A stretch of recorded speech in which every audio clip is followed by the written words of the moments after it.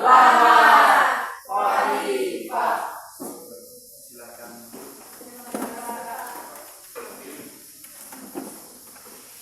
Oke, sebelum kegiatan pembelajaran kita mulai, kami minta satu orang untuk pimpin kita dalam doa.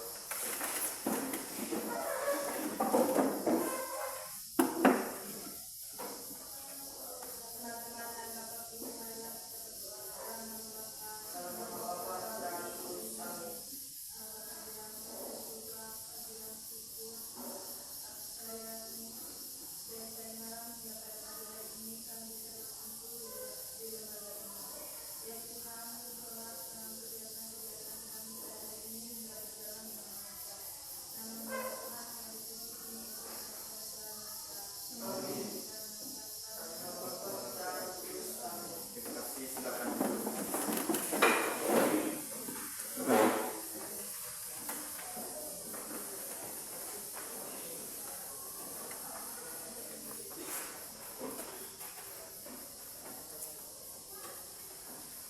Oke, masih semangat?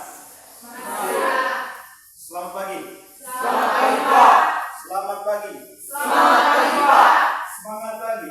Luar biasa. Semangat pagi. Luar biasa. Sebelum pembelajaran kita mulai, kita cek kehadiran dulu, absensi dulu.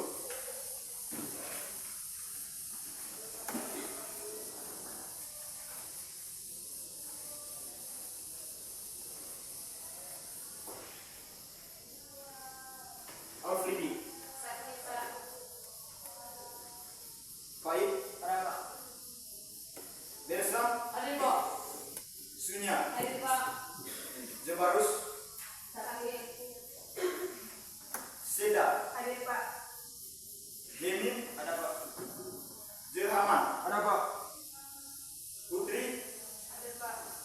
Kasih, Ada, Pak. Betik, Ada, Pak. Erek, Ada,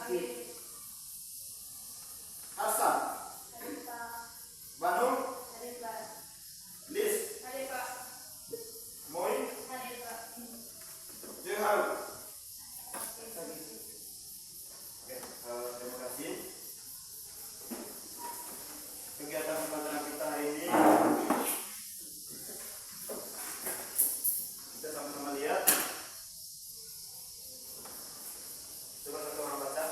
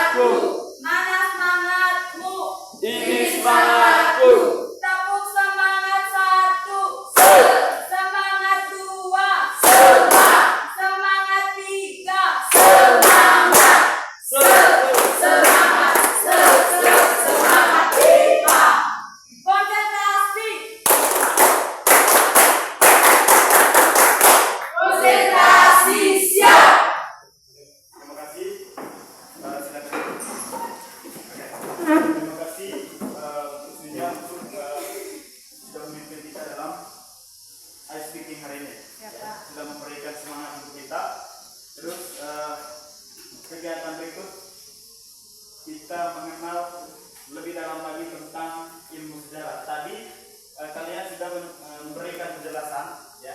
Kalian sudah memberikan cara berpikir kalian berkaitan dengan sejarah. Ya. Di situ kita sudah mengenal apa itu sejarah, ya. Ada dari berbagai bahasa, ya. Coba baca yang pertama itu. Coba. Sejarah berasal dari bahasa Arab atau pokon, merujuk pada silsilah, terutama silsilah raja atau dinasti pada masa lalu. Terima kasih. Itu berkaitan dengan pengertian sejarah menurut bahasa Arab. Yang mengatakan bahwa pohon atau merujuk pada silsilah, ya, terutama silsilah raja atau dinasti pada masa lalu. Dan mereka mengambil kesimpulan bahwa sejarah itu adalah seperti pohon, ya, seperti pohon, karena pohon memiliki ranting-ranting. Sehingga begitu juga dengan pengertian sejarah menurut bahasa Arab. Yang berikut kita mengenal yang namanya sejarah menurut beberapa para ahli, ya, menurut beberapa para ahli. Tadi sudah kita menjelaskan berkaitan dengan sejarah menurut kita sendiri. Ya, sekarang menurut beberapa para ahli yang sudah meneliti tentang sejarah. Karena kita sudah mengetahui bahwa kehidupan manusia itu tidak pernah terlepas dari sejarah. Oke, satu orang coba baca berkaitan dengan pengertian sejarah menurut seorang tokoh, yaitu Herodotus. Coba satu orang baca. Menurut Herodotus, sejarah bukan berkembang dan bergerak lurus ke depan dengan tujuan pasti, melainkan melingkar yang tinggi rendahnya disebabkan oleh keadaan manusia. Oke, menurut dia bahwa sejarah bukan berkembang dan bergerak lurus ke depan dengan tujuan pasti, melainkan melingkar yang tinggi rendahnya disebabkan oleh keadaan manusia. Oke, kita mengambil kesimpulan bahwa sejarah menurut dia bahwa sejarah itu tidak berkembang, ya, tetapi dia melingkar sesuai dengan kehidupan manusia. Karena dia sudah mengetahui bahwa sejarah itu harus ada kaitan dengan kehidupan manusia. Sehingga sebentar kita jelaskan berkaitan dengan bagaimana kehidupan manusia, bagaimana hubungan antara manusia dengan sejarah. Oke, yang berikut, yang kedua, Ibnu Khaldun. Ya, coba satu orang baca. Yang menurut dia bahwa sejarah itu, Menurut Ibnu Khaldun, sejarah adalah catatan tentang manusia dan peradabannya dengan seluruh proses perubahan secara nyata dengan segala sebab akibatnya. oke, terima kasih.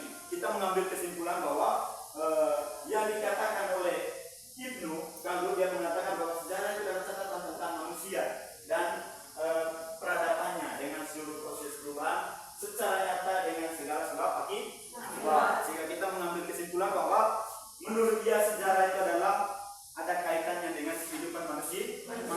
Sehingga kita mengambil kesimpulan bahwa sejarah itu tanpa manusia maka sejarah itu tidak ada. Begitupun kehidupan manusia tanpa sejarah pasti manusia juga tidak ada. Kenapa demikian? Ya, kenapa demikian? Bahwa kita juga harus ingat bahwa kehidupan manusia alur perjalanan, ya, perjalanan dinamika kehidupan manusia itu pasti ada yang namanya pengalaman hidup yang pernah terjadi di dalam kehidupan kita. Ya, contohnya Dika dulu pernah SD, ya, pernah SMP. Ya. Dalam proses belajar di SD ada sejarah tersendiri. Contohnya, ya, pernah diberi kesempatan oleh guru untuk tidak boleh hadir di sekolah selama 1 minggu. Itu adalah sejarah hidup di kita. Begitupun yang lain, ya, itu berkaitan dengan beberapa pendapat dari para ahli. Terus yang berikut,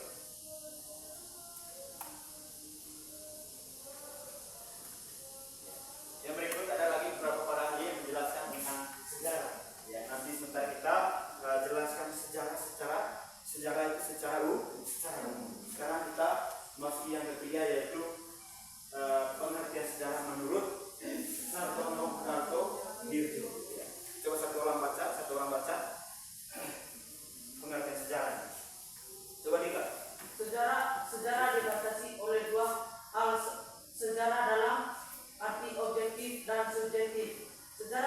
subjektif, menunjukkan pada peristiwa atau kejadian itu sendiri. Sejarah yang telah ditulis. objektif, sejarah yang telah ditulis sejarawan. Menurutnya bahwa sejarah dibatasi oleh dua hal. Yang pertama itu sejarah dalam arti objektif dan subjektif. Dalam artian bahwa kita mengambil kesimpulan bahwa kejadian atau peristiwa sejarah itu harus benar-benar ada, harus subjektif, harus objektif. Ya, itu yang ketiga. Yang keempat, Muhammad Yamin. Coba. Sejarah menurut Muhammad Yamin. Sejarah adalah ilmu pengetahuan yang disusun atas hasil penyelidikan dan berbagai peristiwa yang dapat dibuktikan kebenarannya. Oke.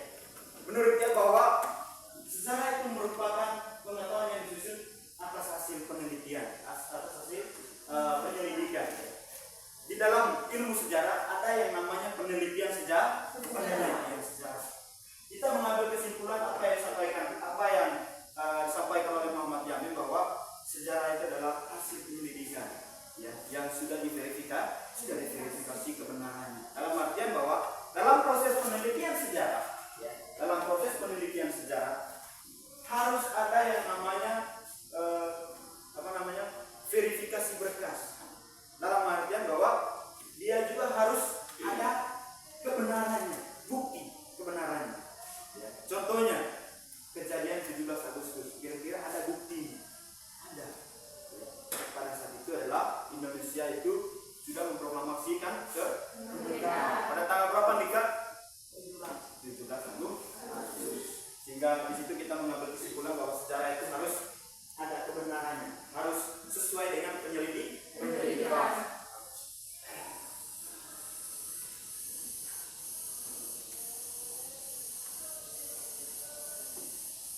Sebelum kita lanjut, ya, itu menurut berapa para ahli. Kira-kira menurut kalian, ya, menurut pendapat kalian secara umum sejarah itu apa? Coba. Ya, kita langsung dari satu persatu antara beberapa para ahli itu. Kira-kira menurut kalian sejarah itu apa? Itu menurut mereka bahwa sejarah itu seperti itu. Sedangkan menurut kalian sejarah itu apa? Motivasi. Siapa lagi? Semangat. Siapa lagi? Ya. Sejarah merupakan peristiwa yang tidak bisa diulang kembali. Coba di bagian sini. Kira-kira sejarah itu menurut kalian apa? Coba. Kejadian atau peristiwa yang terjadi di masa lampau. Oke. Semua jawaban itu benar. Ya. Kita meluruskan saja, Pak Guru hanya meluruskan saja pengertian sejarah secara umum. Ya. Coba baca satu-satu orang. Sejarah, jika kita simpulkan, sejarah adalah ilmu pengetahuan yang mempelajari berbagai peristiwa atau kejadian yang terjadi di dalam kehidupan manusia di masa lalu. Minggu lalu saya sudah membahas berkaitan dengan sejarah secara umum atau secara singkat. Di sini kita sudah melihat bahwa sejarah itu adalah sebagai peristiwa dalam artian peristiwa itu benar-benar terjadi di masa lampau. Sehingga dari sekali kita belajar sejarah, maka dari itu kita bisa mengetahui bagaimana kehidupan manusia pada masa lalu. Di situ kita bisa mengetahui asal usul kehidupan manusia. Di situ kita juga mengetahui bahwa bagaimana struktur kepemerintahan di masa lalu. Minggu lalu saya sudah jelaskan kepada kalian bahwa struktur kehidupan atau struktur politik, struktur kepemerintahan dalam kehidupan masa lalu itu adalah dari apa? Dari seorang kepala suku. Dan yang kedua diangkat menjadi seorang raja. Setelah itu ketika manusia sudah memahami, ya, sudah mengerti tentang kehidupan, disitulah mereka bisa menilai bahwa sistem kerajaan ini keras. Kita tidak boleh lanjutkan sistem kerajaan ini. Ya, karena kerajaan itu dia sistem keturunan, pimpinan sistem keturunan. Dalam artian bahwa ketika Delon seorang raja, maka kakak adiknya Delon itu harus raja juga ketika Delon sudah tiada. Itu adalah sistem pemerintahan raja. Sehingga dari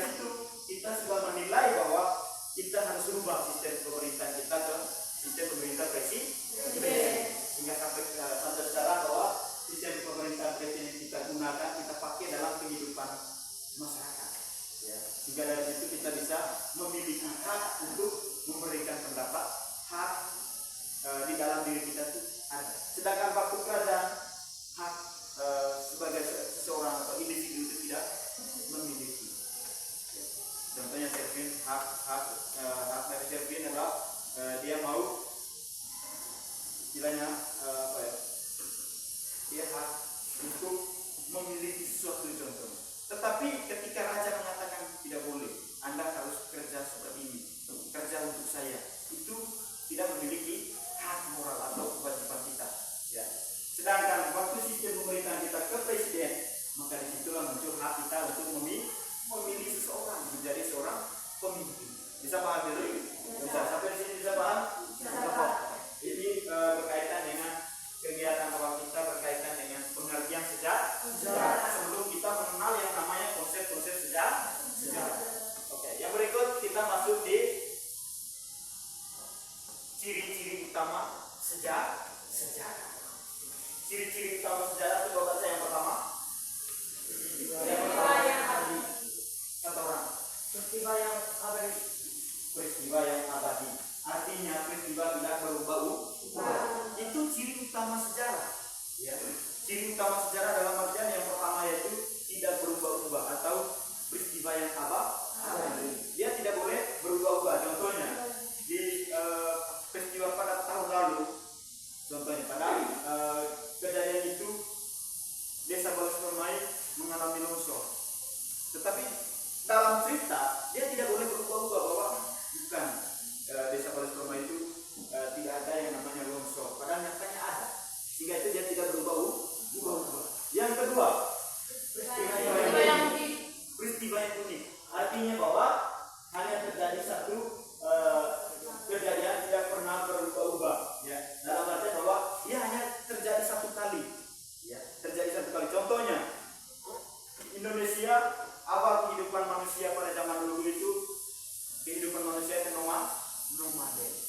Ya, sebelum manusia itu hidup menetap, kita itu nomaden. Saya kan tahu kata nomaden. Ya, coba. Hidup berpindah-pindah dalam artian kehidupan manusia itu berpatokan pada hasil yang dimiliki oleh alam, bukan ditanam sendiri. Ketika kehidupan manusia itu berubah, maka disitulah kita sudah mulai bercocok tanam. Sehingga kejadian itu terjadi satu kali, bukan terjadi yang berulang kali. Bisa paham itu?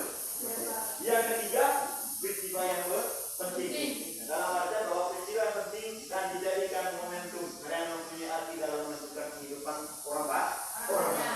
Artinya bahwa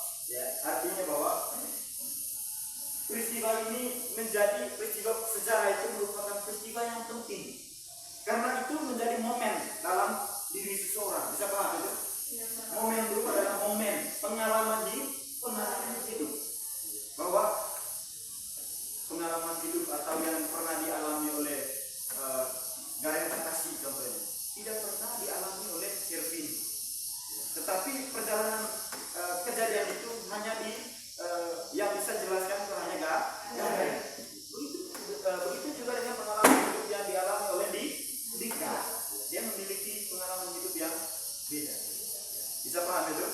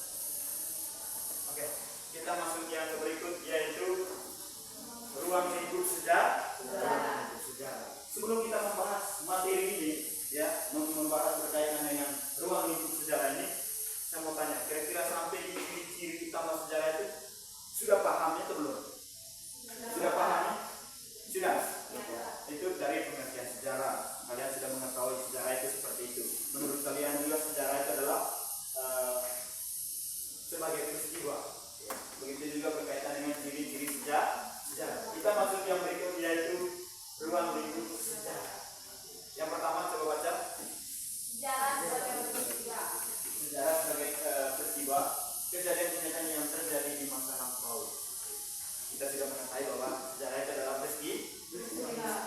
suatu kejadian yang terjadi di masa lampau yang punya tujuan untuk memberikan motivasi untuk masa yang akan datang. Minggu lalu saya sudah memberikan pemahaman bahwa sejarah itu adalah motivasi hidup. Ada isi pidato dari Insinyur Soekarno bahwa jangan sekali-sekali melupakan sejarah, karena sejarah itu adalah motivasi. Itu yang pertama tadi adalah sejarah sebagai peristiwa. Yang kedua, sejarah sebagai kisah. Artinya bahwa peristiwa sejarah meninggalkan jejak rekam yang kemudian direkonstruksi kembali, atau ya contohnya di dalam ruang itu sejarahnya adalah sebagai kisah kehidupan manusia. Dan yang kedua, kisah sebuah negara, ya. Kisah sebuah kampung contohnya, itu adalah sejarah. Itu berkaitan dengan ruang lingkup sejarah sebagai kisah. Dia meninggalkan jejak-jejak sejarah, jejak-jejak yang menentukan bahwa para peneliti mampu untuk menceritakan sejarah, mampu untuk merekonstruksi kembali. Dalam artian merekonstruksi ini siapa mbak? Rekonstruksi, menceritakan ulang. Siapa lagi? Babylon. Apa Delon? Merekonstruksi atau menceritakan ulang, mengulang kembali, tetapi tidak sesuai dengan asli. Dalam artian bahwa ketika kita melakukan rekonstruksi, maka kejadian itu tidak sepenuhnya persis seperti apa yang terjadi pada saat itu. Bisa paham itu? Itu berkaitan dengan kisah. Ya. Yang kedua, sejarah sebagai ilmu. Sejarah sebagai ilmu dalam artian bahwa sejarah itu juga memberikan informasi untuk kita yang masa yang akan datang. Dalam artian kita bisa mengetahui di ilmu sejarah, kita bisa mengetahui bagaimana kehidupan manusia di masa lalu. Bisa paham itu?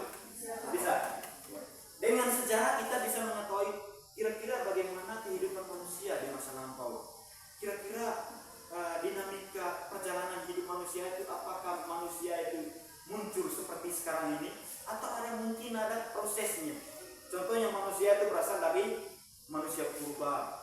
Ketika manusia purba itu sudah menetap, maka kita mulailah yang namanya bercocok tanam. Ya, nanti kita bisa memahami bahwa sejarah itu punya tujuan yang penting. Ilmu sejarah itu punya tujuan penting untuk kita yang masih muda atau masih untuk generasi-generasi lanjutan. Bisa paham itu? Dan yang berikut, sejarah sebagai seni. Sejarah sebagai seni, kemampuan menulis yang baik dan juga menarik mengenai suatu kisah atau peristiwa yang terjadi di masa lalu. Sejarah sebagai seni dalam artian bahwa seorang peneliti, ya, atau seorang sejarawan, dia harus mampu menuliskan gaya bahasanya dalam penulisan sejarah atau sebuah peristiwa. Contohnya, ya kemarin kan kita sudah melihat atau sudah memberikan tugas untuk membuat sebuah sejarah, contohnya peristiwa sejarah atau cerita sejarah. Di sini kita bisa mengetahui bahwa kita harus memiliki kemampuan untuk menulis yang baik, yang mudah dipahami, sehingga nanti di pertemuan kali berikutnya kita bisa mengetahui itu semua di dalam proses penelitian sejarah. Nanti kita bahas juga bagaimana struktur dalam proses penelitian sejarah. Sehingga di situ kita bisa mengetahui bahwa dalam proses penelitian sejarah atau penulisan sejarah kita harus memiliki gaya bahasa yang baik. Bisa pahami? Bisa. Masih semangat? Masih semangat? Masih. Harus semangat untuk demi masa depan. Seperti itu. Harus bisa memberi, istilahnya hari ini Anda dapat demikian, sehingga itu punya tujuan untuk masa depan. Bisa pahami? Bisa.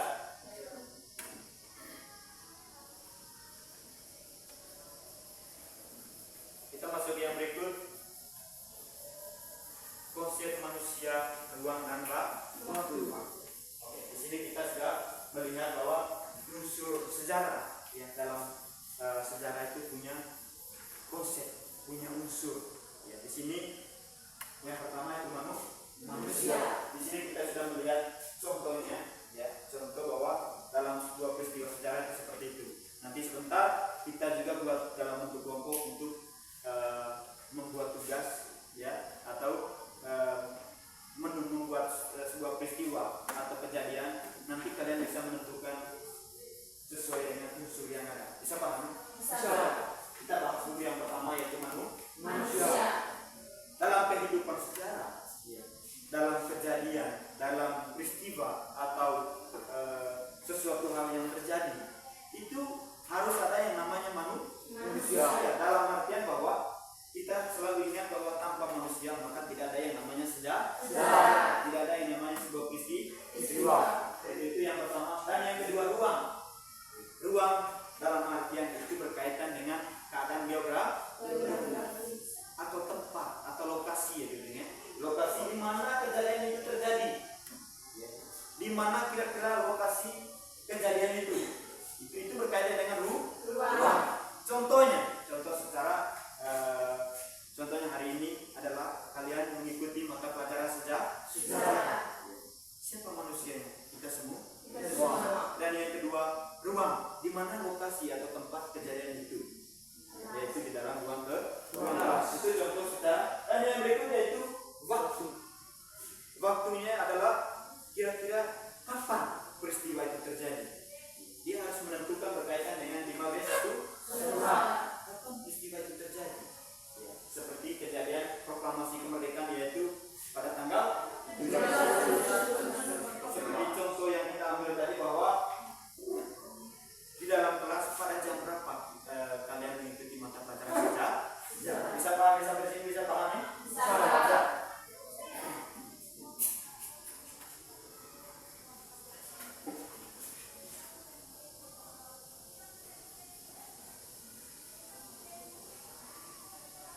Sampai sini mungkin ada pertanyaan?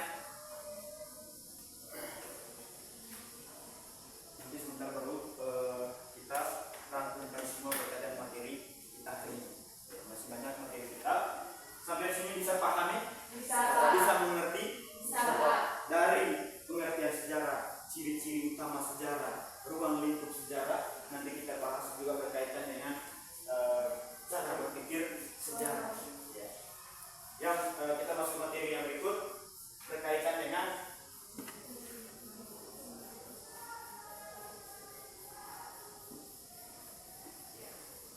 cara berpikir kronologis dalam mempelajari sejarah. Tahu kata kronologis? Siapa yang tahu? Kronologi itu kata dasarnya. Siapa yang tahu? Kronologis adalah bagaimana alur perjalanan cerita. Bagaimana kira-kira proses peristiwa itu terjadi. Itu yang namanya kronologi. Bisa pahami? Di sini kita bisa memahami bahwa kronologis berasal dari bahasa Yunani yaitu chronos, yang artinya waktu, dan logos uraian atau ilmu. Sehingga itu di situ kita bisa mengetahui bahwa kronologis itu adalah waktu atau ilmu. Ya, waktu dalam menentukan sebuah ilmu. Dan yang berikut ilmu tentang waktu yang membantu menyusun peristiwa secara sesuai urutannya.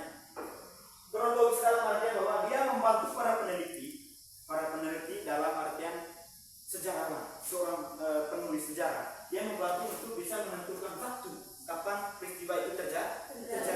Dan yang berikut agar terhindar dari anakronisme, dalam artian terhindar dari hal yang memiliki pertanyaan yang begitu banyak oleh para pembaca. Dalam artian bahwa dalam menulis sejarah ya,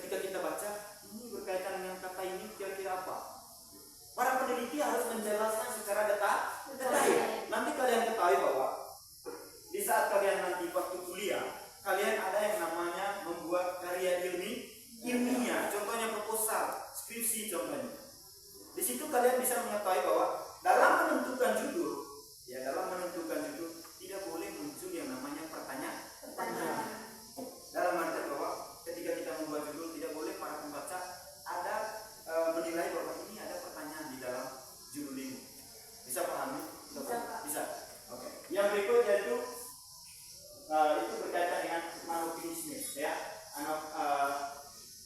Anakronisme, ya, arti dari anakronisme adalah keracuan waktu antara satu peristiwa sejarah yang satu dengan peristiwa sejarah yang lain. Dalam artian bahwa suatu peristiwa tidak boleh ceritanya sama, tetapi tempat atau lokasinya berbeda.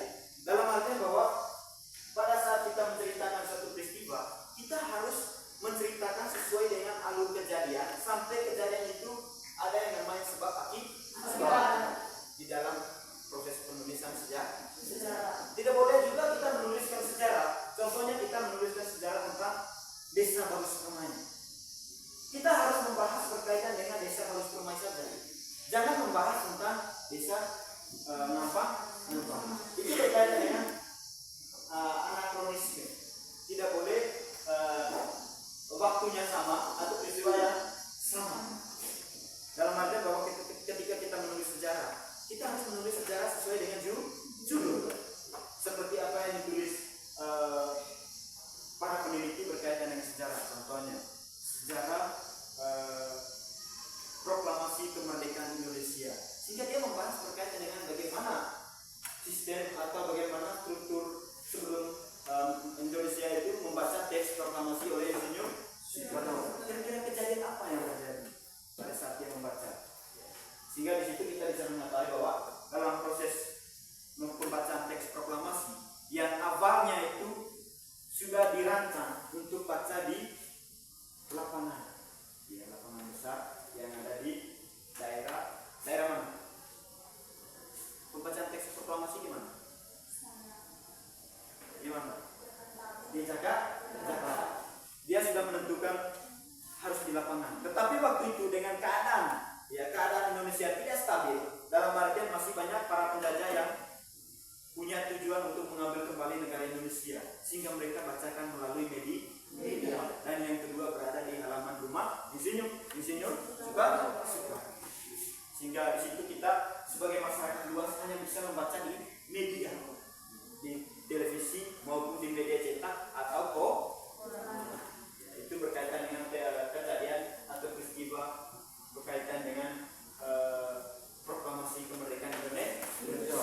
Sampai di sini bisa paham ini? Bisa. Oke. Kita masuk yang berikut.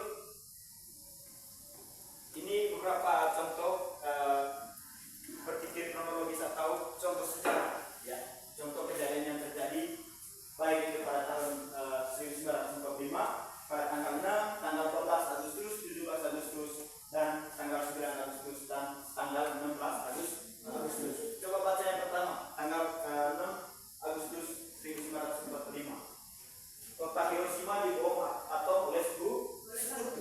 Kejadian itu terjadi pada tahun 1945 sebelum kita itu proklamasi. Memang begitu banyak kejadian waktu kita dijajah oleh sekutu. Ya, itu bom di kota Hiroshima. Dan yang berikut 14 Agustus Jepang menyerah kepada sekutu. Ya. Jepang menyerah kepada sekutu pada tanggal 14. Ya. Mereka menyerah karena mereka memiliki kemauan untuk Indonesia itu harus merdeka. Sebelum Indonesia itu merdeka ada yang namanya sidang BPUPK merancang bagaimana kira-kira proses dalam kemerdekaan Indonesia. Ya, dalam proses kita untuk merancang berkaitan dengan teks proklamasi, lagu kebangsaan Indonesia seperti apa, yaitu berkaitan dengan BPUPK.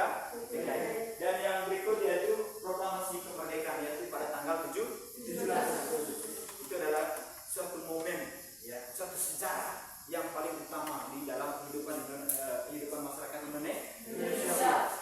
Di sini kita sebagai masyarakat Indonesia selalu merayakan pada tanggal 17 Agustus itu kita merayakan yang namanya proklamasi kemerdekaan atau hari HUT RI. Hari di mana kita sudah bebas dari yang namanya para penjajah. Dibandingkan dulu bahwa kehidupan masyarakat Indonesia itu sangat tertekan. Karena apa? Begitu banyak negara-negara dari Eropa yang punya tujuan untuk menguasai daerah Indonesia. Sampai sini kita bisa jelaskan berkaitan, kita bisa cerita singkat tentang bagaimana kehidupan masyarakat Indonesia. Sebelum kita lanjut, kira-kira ada berapa negara dari Eropa yang menjajah Indonesia? Ada berapa? Ada 4. Ya, ada 4. Yang pertama, yang paling utama adalah Jepang. Ya, Jepang adalah negara Eropa yang menjajah Indonesia dan punya keuntungan untuk masyarakat Indonesia. Ya, dia punya keuntungan untuk masyarakat Indonesia karena dia mendirikan yang namanya sekolah. Dia mendidik bukan hanya didik untuk masyarakat Jepang, tetapi dia didik masyarakat Indonesia dengan tujuan bahwa ketika orang Indonesia ini punya kemampuan, mereka memiliki istilahnya apa? Mereka bawakan orang ini untuk jadi tokoh utama untuk membangun negara Jepang. Tetapi cara berpikir masyarakat Indonesia tidak. Mereka ikut pendidikan, tetapi mereka dalam hati bahwa jika saya memiliki ilmu, sudah memiliki kemampuan ilmu saya bukan untuk Jepang, tapi untuk masyarakat, untuk negara saya sendiri. Sehingga dari situ orang-orang Indonesia mengikuti pendidikan. Tetapi Jepang punya niat, mereka punya niat bahwa ketika orang Indonesia ini sudah pintar, ya, sudah punya kemampuan, maka mereka lah yang menjadi tokoh utama untuk membangun negara Jepang. Itu menurut orang Jepang. Tetapi di dalam pikiran orang Indonesia, mereka memikirkan bahwa ketika saya sudah mendapatkan ilmu, saya harus merebut kembali negara Indonesia. Disitulah yang namanya pada saat itu Indonesia mulai bekerja keras untuk merebut kembali dari para penjajah berkaitan dengan negara Indonesia. Bisa pahami? Dan yang berikut, kota Nagasaki dibom atom oleh sekutu, yaitu pada tanggal 9 Agustus 1945. Dan yang terakhir yaitu peristiwa Rengas Dengklok. Peristiwa Rengas Dengklok ini adalah peristiwa di mana ya pada saat itu sebelum karena tanggal berapa? Tanggal 16. Supaya kalian bisa mengetahui bagaimana kira-kira peristiwa Rengas Dengklok itu.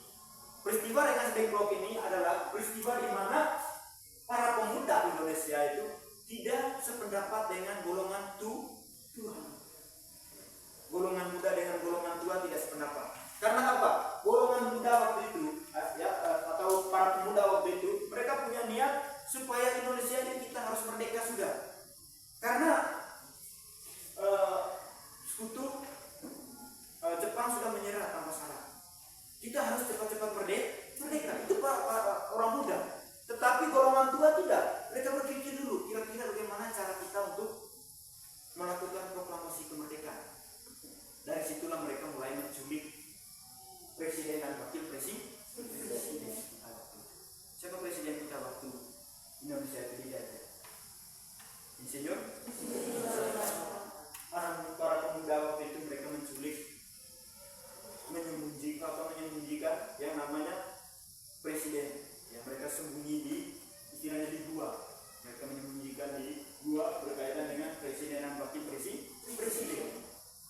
Ketika golongan tua mencari presiden dan wakil presiden, mereka tidak memberitahu bahwa wakil presiden dan presiden itu ada kami sembunyi. Mereka tidak memberitahu kepada golongan tua. Mereka memberikan persyaratan golongan muda waktu itu. Orang itu sama-sama orang Indonesia.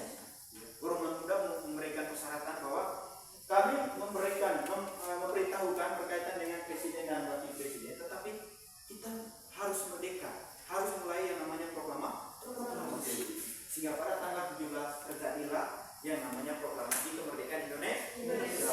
Maka kembalilah presiden dan wakil presiden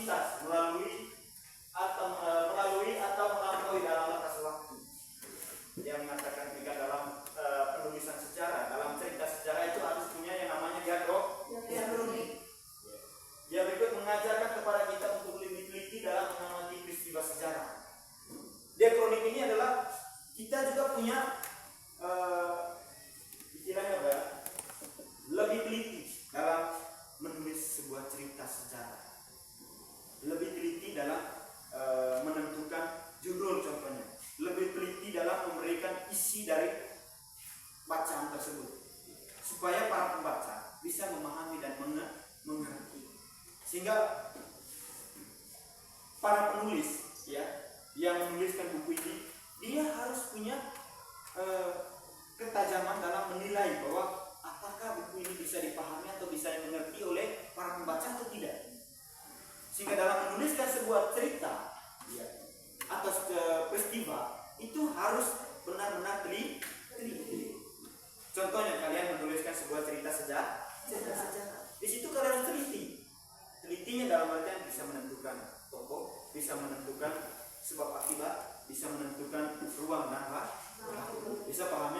Bisa, Pak. Dalam pembatasan waktu, sejarah mengenal priorisasi, yakni mengklarifikasikan peristiwa-peristiwa sejarah dalam tahapan-tahapan pembabakan waktu.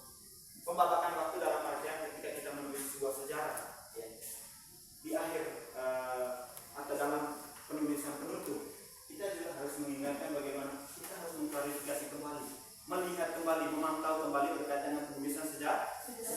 Bisa paham itu? Bisa. Oke. Itu berkaitan dengan diakronik. Dan yang berikut sinkronik. Ya. Coba satu orang baca.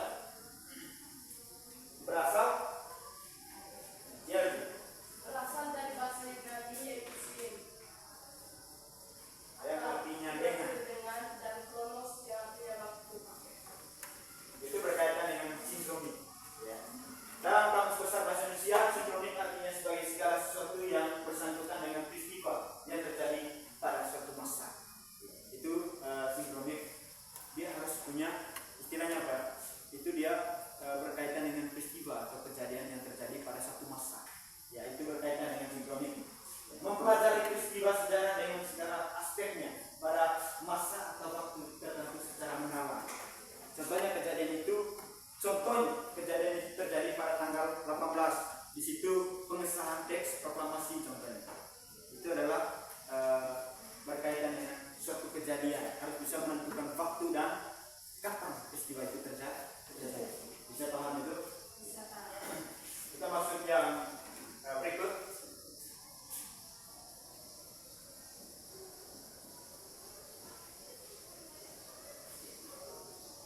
Ini berkaitan dengan perbedaan sinkronik dan diakronik.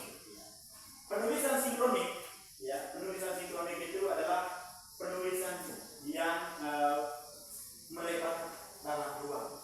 Dalam artinya, ruang ini berkaitan dengan geografis atau tempat. Dia hanya menulis, contohnya di dalam buku sejarah desa Paulus Permai, dia harus membahas sesuai dengan judul. Di dalam peristiwa itu ada membahas berkaitan dengan bagaimana asal usul desa Paulus Permai sampai Paulus Permai itu sampai sekarang. Itu ya, dia hanya terbatas dalam satu judul saja. Dalam artian bahwa ketika judul desa Paulus Permai, dia harus membahas tentang desa Paulus Permai. Dan yang berikut ya berkaitan dengan diakronik, penulisan memandang dalam waktu. Di dalam artian bahwa contohnya ketika di buku itu bahwa di situ ada contoh dalam buku yaitu perubahan sosial di Yogyakarta. Itu berkaitan dengan contoh sinkronik. Dalam artian dia hanya membahas tentang Yogyakarta. Sedangkan penulisan memandang dalam waktu atau diakronik, contohnya apa? Kota Yogyakarta tempo dulu. Dia membahas tentang bagaimana Yogyakarta sebelum Yogyakarta sampai sekarang seperti ini. Kira-kira bagaimana cerita dulunya? Ya, dia membahas kejadian dulu. Sama seperti peristiwa sejarah bahwa dia membahas tentang masa lalu kehidupan manusia. Itu adalah salah satu contoh diakronik. Bagaimana kehidupan manusia dulunya. Contohnya manusia itu awalnya adalah manusia manusia itu hidupnya nomaden. Berpindah-pindah. Apa yang dihasilkan oleh alam itu yang menjadi tolak ukur untuk hidupnya. Dia hanya pikir hari itu saja, bukan pikir untuk masa yang akan datang. Dalam artian bahwa cara berpikir manusia berubah dengan kita yang berbeda. Sebelum kita itu hidupnya menetap, ya, sebelum kita hidup menetap, manusia itu hidup berpindah-pindah. Ketika hari ini dia ada makan, itu dia hanya berpikir hari itu saja. Contohnya ketika dia jalan sampai di Perak, di situ adalah tempat luas untuk mereka bergerak. Di situ ada banyak buah-buahan, makanan. Ketika habis, maka mereka berpindah lagi, cari tempat di mana yang ada makanan. Tergantung dengan alam. Mereka bergantung dengan alam. Hidup mereka bergantung dengan alam. Ketika perjalanan hidup manusia mulai berpikir bahwa, oh, ketika saya buang bijinya, ya, ketika saya tanam sesuatu tumbuh, sehingga di situ muncullah cara berpikir kita mulai yang namanya bercocok tanam. Ketika mereka buang sesuatu, contohnya, ya, biji dari mangga contohnya, mereka buang ketika selesai makan, mereka melihat bahwa bijinya tumbuh, sehingga di situ mulai berpikir bahwa ketika kita tanam, pasti kita juga hidup menetap. Maka mereka mulailah yang namanya bercocok tanam. Waktu itu mereka dipimpin oleh ketua kelompok, karena hidup manusia pada hidup berpindah-pindah atau nomaden itu, mereka ada dalam beberapa kelompok. Contohnya dalam satu kelompok itu harus ada 15 orang, sehingga mereka hidup berkelompok.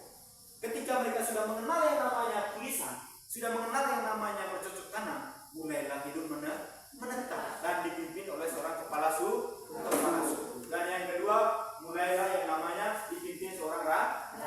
Maka berubah lagi dipimpin oleh seorang presiden sampai sekarang ini. Oke, sampai sini bisa pahami? Bisa mengerti? Bisa. Nah, mungkin ada pertanyaan sebelum kita lanjut di tugas kelompok. Coba. Mengapa kita penting untuk belajar sejarah? Mengapa kita penting untuk belajar sejarah? Oke. Sekali lagi saya jelaskan bahwa mengapa sebagai tokoh muda, sebagai manusia itu penting untuk belajar sejarah dalam artian bahwa supaya kejadian yang terjadi pada sebelumnya tidak terjadi kembali di masa yang akan datang. Dalam artian bahwa contohnya Indonesia pada zaman dulu itu dijajah oleh beberapa negara Eropa. Kita zaman sekarang, kenapa kita harus mengetahui bagaimana penjajahan dulu? Supaya kejadian itu tidak terjadi lagi pada zaman sekarang. Karena dalam pikiran kita bahwa kita harus hindari kejadian yang terjadi dulu. Sehingga itu penting yang namanya belajar sejarah. Yang kedua, kenapa penting belajar sejarah? Karena supaya kita bisa mengetahui bagaimana asal usul kehidupan manusia. Yang ketiga yaitu sebagai motivasi. Supaya kejadian itu, contohnya, ya, Gareth Takashi pernah jatuh motor.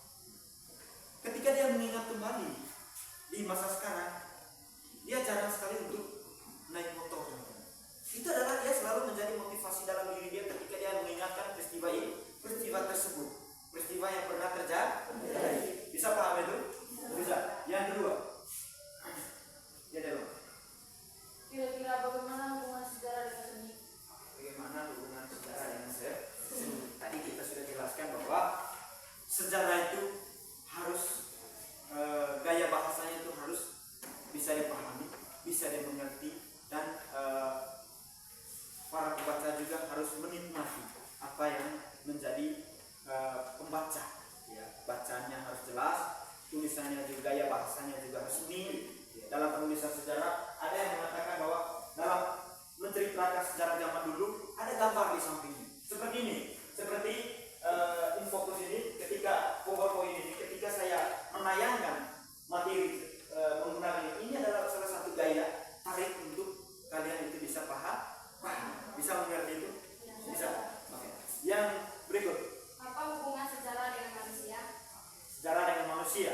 Tanpa manusia maka tidak akan ada yang namanya sejarah. Tanpa sejarah maka kehidupan manusia juga tidak jauh. Karena apa? Tidak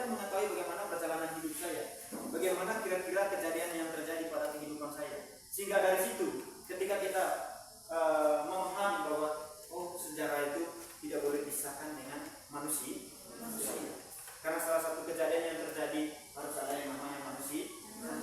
Harus ada yang namanya waktu. Harus ada yang namanya ruang atau lokasi atau keadaan geografis. Bisa paham itu? Bisa. Oke, sampai sini bisa pahami? Bisa. Untuk lanjutan kita buatkan dalam bentuk kelompok. Ya, buatkan 3 kelompok untuk membuat suatu peristiwa. Nanti kalian bisa menentukan di situ dalam penulisan sebuah peristiwa atau kejadian. Kalian harus juga bisa melihat unsur-unsur sejarah. Bisa paham? Oke. Kita buatkan dalam bentuk kelompok.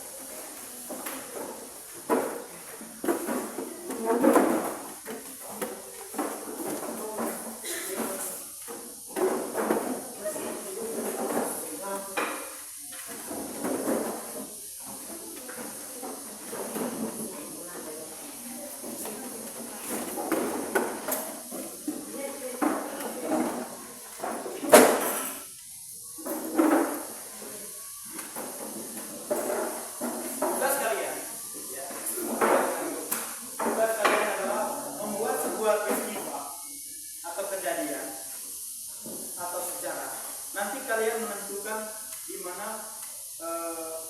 harus dalam penulisan sejarah tersebut, dalam penulisan peristiwa tersebut harus gaya bahasanya itu ada. Dan yang kedua harus punya 3 unsur utama atau konsep utama dalam penulisan sejarah. Harus ada tokoh, harus ada lokasi atau tempat, dan harus ada yang namanya peristiwa itu terjadi. Bisa paham? Bisa. Mulai nanti sebentar presentasikan di depan.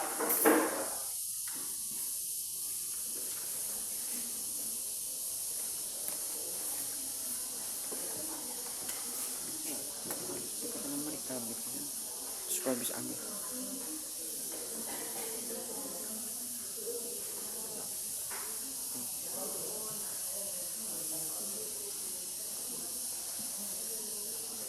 Sebentar saya tentukan, nanti diberi kesempatan untuk teman yang lain untuk bertanya. Nanti siapkan itu jawabannya. Bisa paham itu? Bisa, Pak.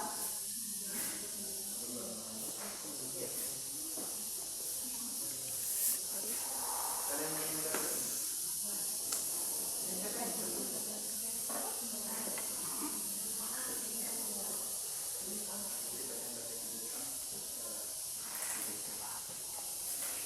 Sudah paham itu? Penulisan sejarah? Sudah.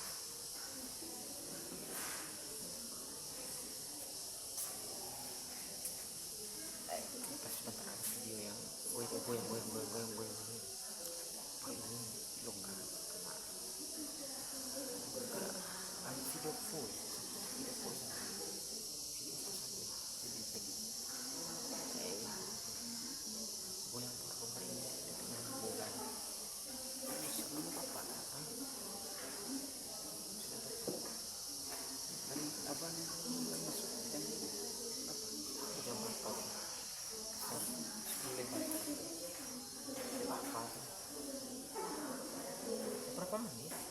Coba ulang. Anak-anak yang mau. Tapi karena anak-anak apa? Apa sih? Ini kan video pembelajaran. Ini sudah 60 mau 60 menit. Ada ganti lagi. Terus ini presentasi.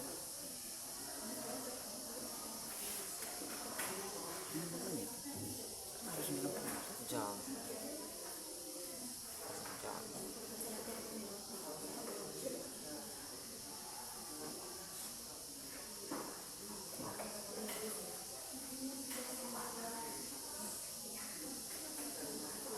Anda sebentar di dalam video ada goyang begini.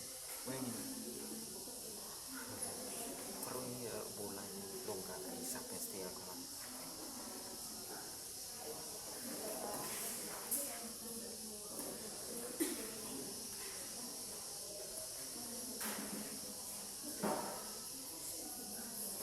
Nanti setelah kalian presentasikan itu, nanti saya tanyakan berkaitan dengan sebuah peristiwa kejadian. Nanti kalian menentukan kira-kira peristiwa itu kapan terjadi. Kira-kira peristiwa itu siapa yang menjadi tokoh utama pelaku dalam peristiwa tersebut.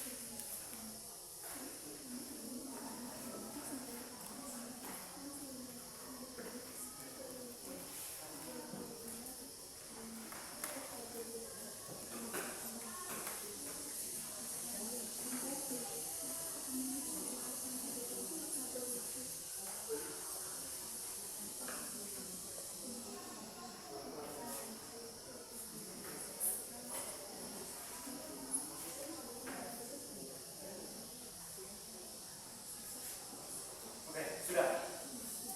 Sudah. Kelompok satu mana? Kalian presentasikan hasil kerja kalian di depan kelas. Satu orang yang menjadi moderator.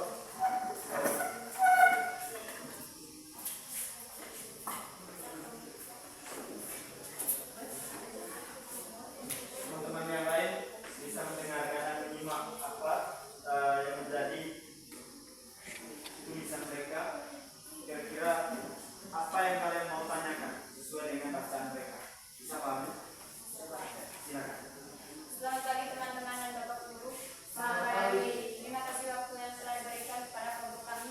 Perkenalkan kami dari kelompok 1 akan mempresentasikan hasil diskusi kami. Para pembawa materi saya berikan waktu. Kisah Kerajaan Majapahit.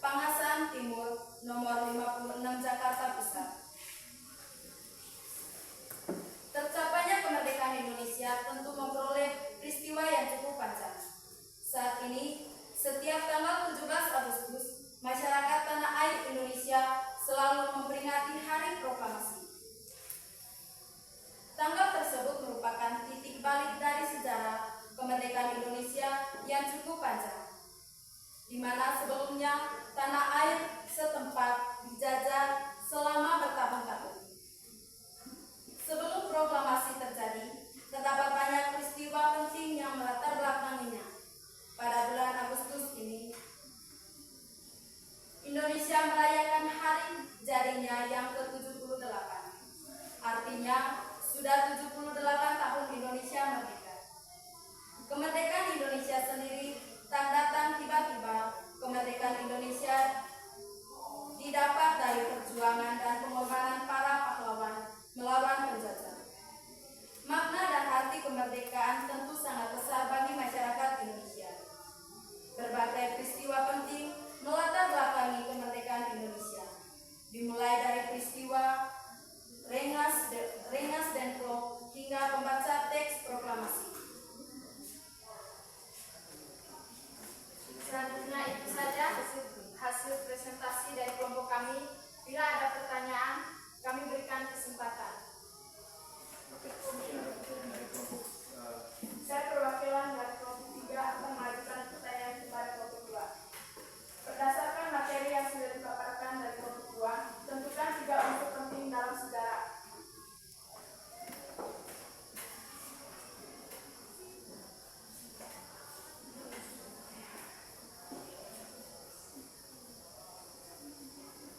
ya, silakan. Kami akan menjawab pertanyaan dari kelompok 3. 3 unsur penting dalam sejarah tersebut yaitu manusia, Soekarno dan Muhammad Hatta. Yang kedua, ruang, yaitu di Jalan Pangasan Timur nomor 56, Jakarta Pusat. Yang ketiga, waktu, yaitu pada tanggal 17 Agustus 1945. Apakah jawabannya sudah puas? Oke. Mungkin ada pertanyaan lain. Sudah. Terima kasih.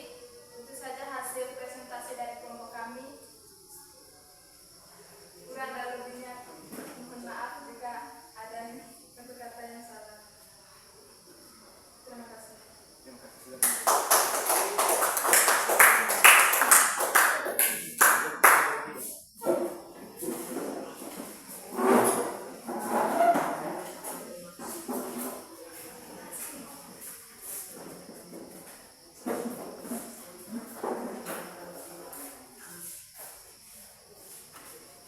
Selamat pagi teman-teman dan Bapak Guru. Selamat pagi. Oke, baik. Terima kasih atas kesempatan yang telah diberikan kepada kelompok kami. Perkenalkan, kami dari kelompok 3 akan memaparkan hasil diskusi kelompok kami tentang sejarah Sumpah Pemuda. Kepada pembawa materi, saya persilakan.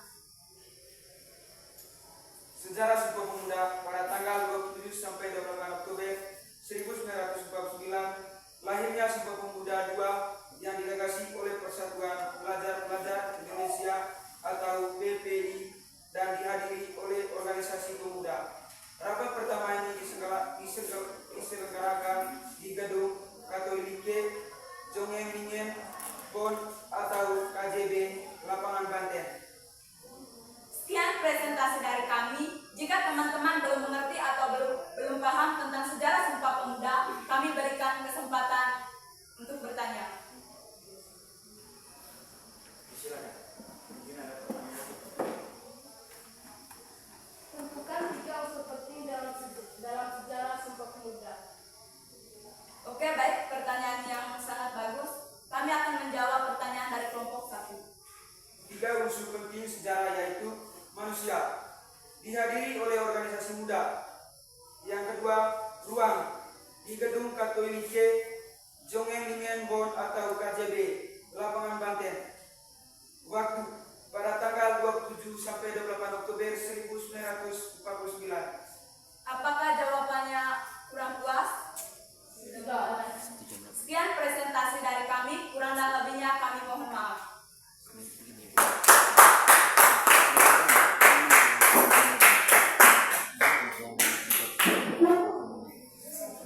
Oke. Baik, terima kasih atas presentasi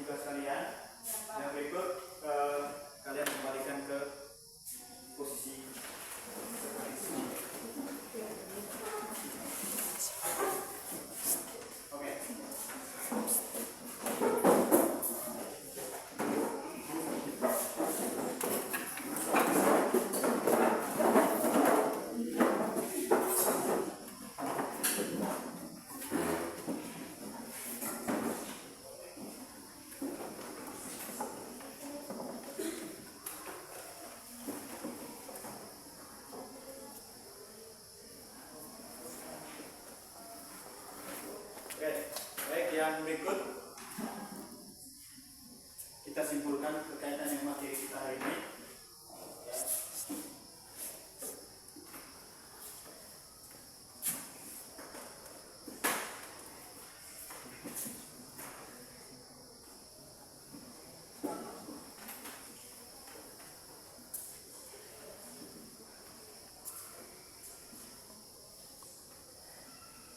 Oke, saya berikan kesempatan kepada kalian untuk menyimpulkan, seseorang untuk menyimpulkan berkaitan materi kita hari ini.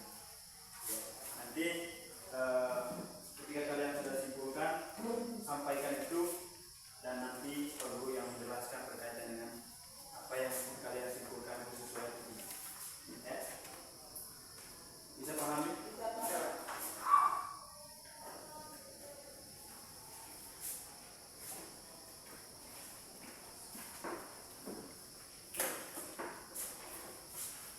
Kalian simpulkan berkaitan dengan materi. Sebelum kita mengakhiri materi kita, ya, saya kasih kesempatan mungkin kira-kira sampai mana kalian punya pemahaman berkaitan dengan materi yang kita bahas hari ini. Tadi kita sudah bahas dari awal bahwa sejarah itu seperti itu, dan sejarah itu memiliki ciri-ciri. Ya, sejarah itu punya ruang lingkup. Ya, itu yang kalian harus bisa pahami kira-kira sampai mana pengetahuan kalian berkaitan dengan sejarah. Bisa pahami? Silakan.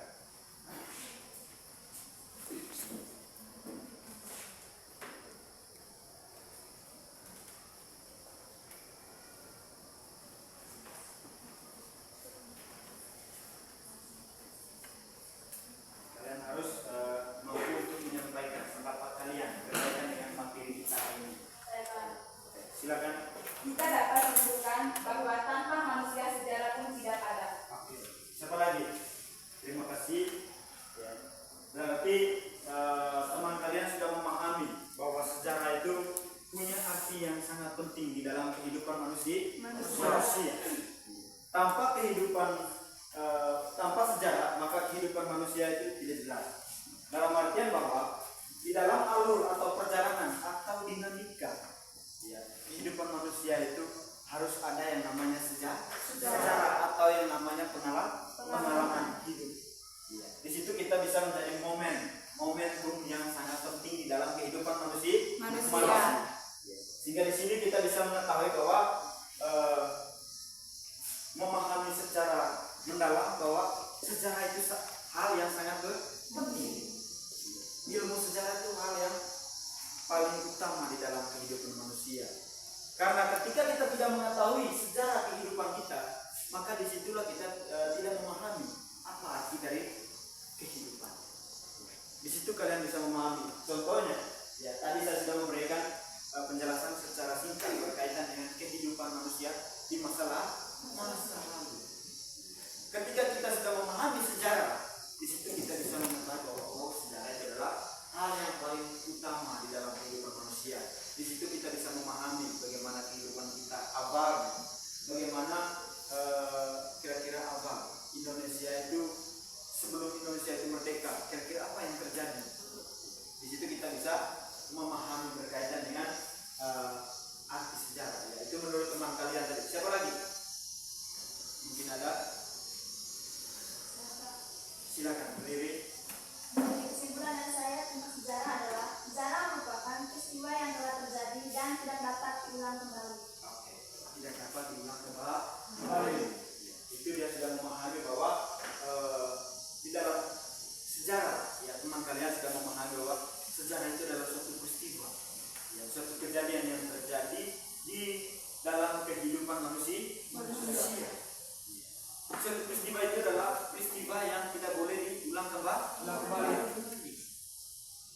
Sehingga di situ kita sudah mengetahui bahwa sejarah itu adalah hal yang sangat penting, menjadi hal yang utama di dalam kehidupan manusia.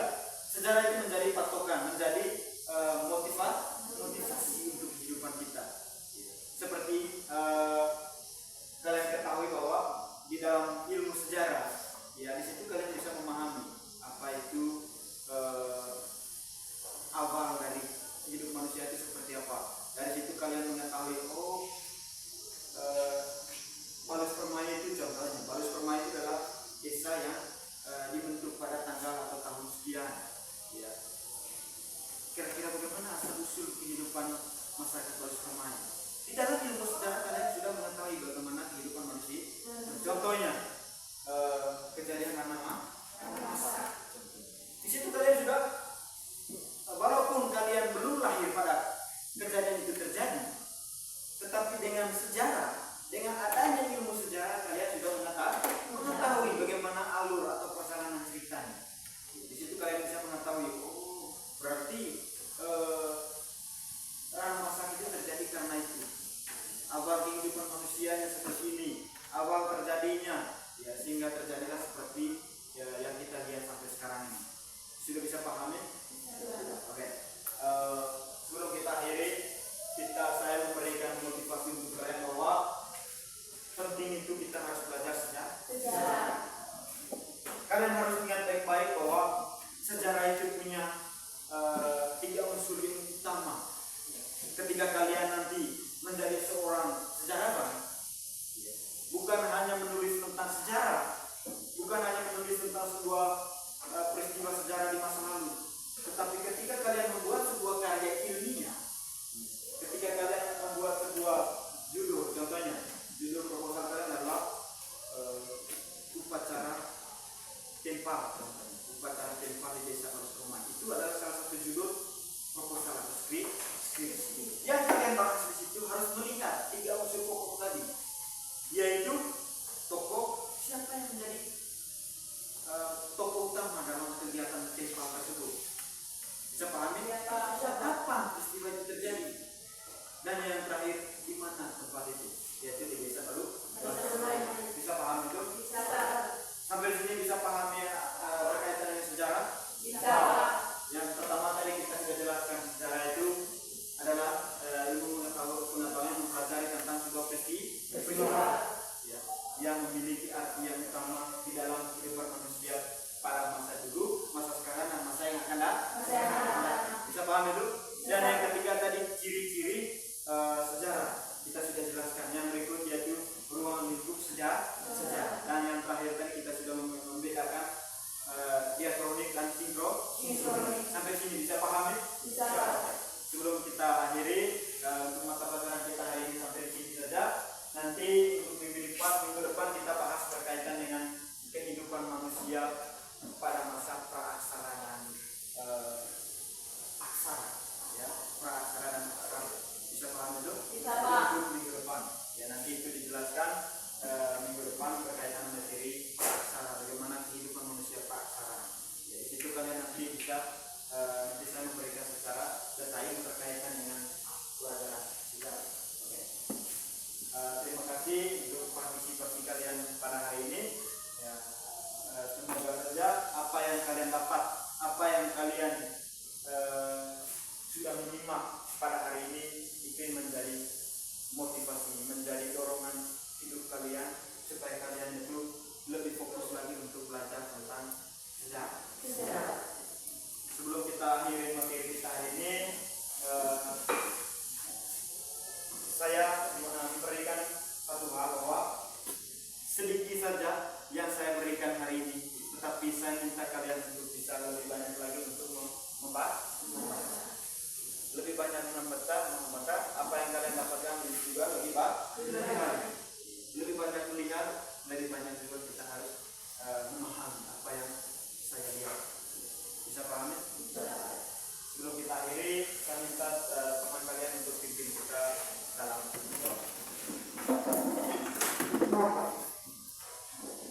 Teman-teman dan Bapak Guru, mari siapkan hati dan pikiran kita untuk berdoa. Dalam nama Bapa, Allah Bapa di dalam kerajaan surga, puji dan syukur kami haturkan atas kehadiran-Mu. Karena cinta-Mu kepada kami bisa melaksanakan kegiatan kami hari ini berjalan dengan lancar. Ya Tuhan, kiranya Engkau melindungi dan membimbing kami di setiap langkah perjuangan hidup kami.